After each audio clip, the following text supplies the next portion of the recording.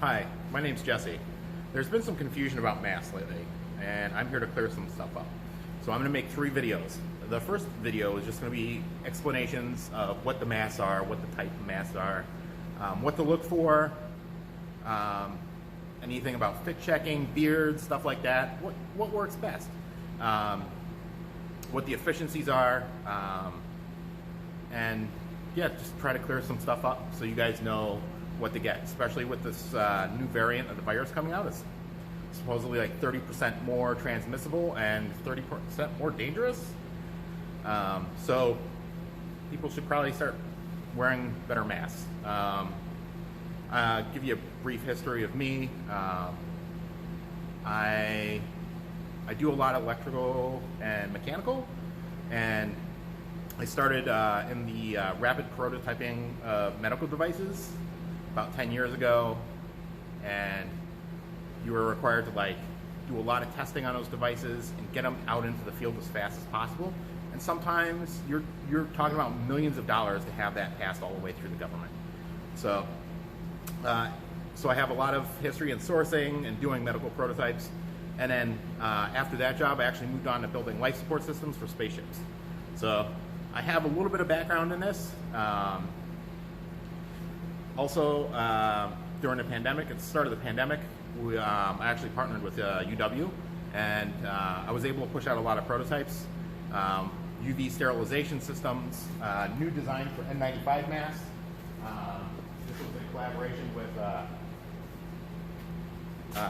some of the heads over at UW. Worf gave money to continue development of this design. So, yeah. We'll talk about efficiencies, what we learned from doing testing at the Engine Research Lab over at UW, stuff like that. So hang in there. Hey, so we're going to take a rundown of these masks real quick. Yes, I'm drinking rum and Coke. So these masks, they pretty much start over here, fabric, and then we move up here to full-on hospital PAPRs and everything in between. So I'm going to give you a quick rundown. So these I picked up today. This is foam. There's no protection whatsoever. There's no filter. There's no anything in that. And then we move up to cotton. Cotton, that's like, it can be up to 80%, 3 layers. And then every morning, if you want it to be somewhat effective, you have to iron it every morning, and the outer layer has to be 150 thread count cotton, I believe. So there's a lot of stipulations with the cloth masks. So I really doubt everybody's ironing their cloth masks in the morning. So realistically, you're at like 20% probably, maybe 30. It's just not a really good option. There's a lot of upkeep on those. Can't get them wet. Otherwise, you got to iron them again right away, whether it's in the morning or not. So, same way with these guys. Cotton masks. They're folded like they're supposed to be, but still, again, they're cotton. So, this, I believe, is some kind of a weird nylon. These are masks. Washable, reusable. One size fits most adults. Non-medical. So, I mean, they're cute. But I mean, they're nylon. These are bunched in the same way with these. So I'm gonna cut one of these open later, show you guys what's inside of them. But all right, so this is like the fine cutoff line here. We start having filtered stuff here. So I'll give you a quick rundown on the material we're actually looking for. So this is non-woven melt blown fabric, and this is what's inside every nicely filtered face mask. So if you take a look at this, you see how it's not a woven product. So they actually fire plastic onto a sheet, and what you end up with is no consistent woven product. So that's in every one of these masks. So that is what makes the filtering process work. So there's one layer in these. There's 2 layers in these KN95s. These are from China. Like, this is what I use on a daily basis because there's no valve in them. So these N95s have valves.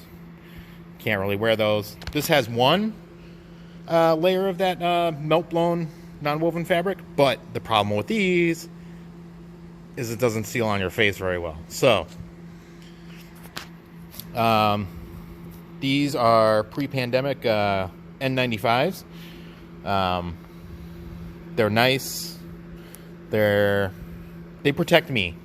They don't protect other people. So again, with the valves, you just blow out into the world, and that actually makes it worse.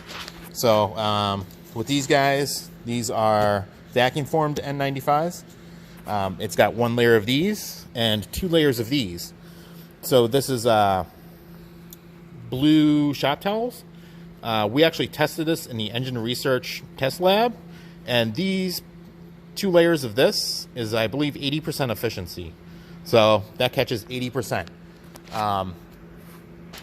Pair it with that, you're good.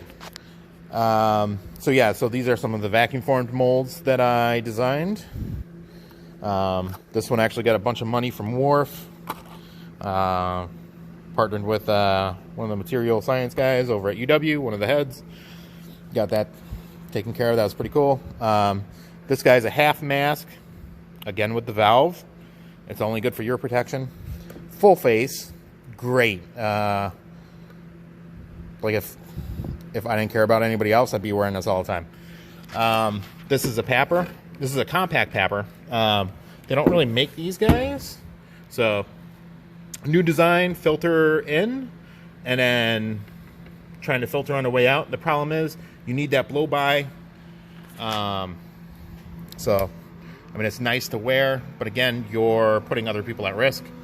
And then up here we have a full-on hospital papper. So I sourced these filters. There's more than enough to go around for everybody. But yeah, the problem again is the blow by on this.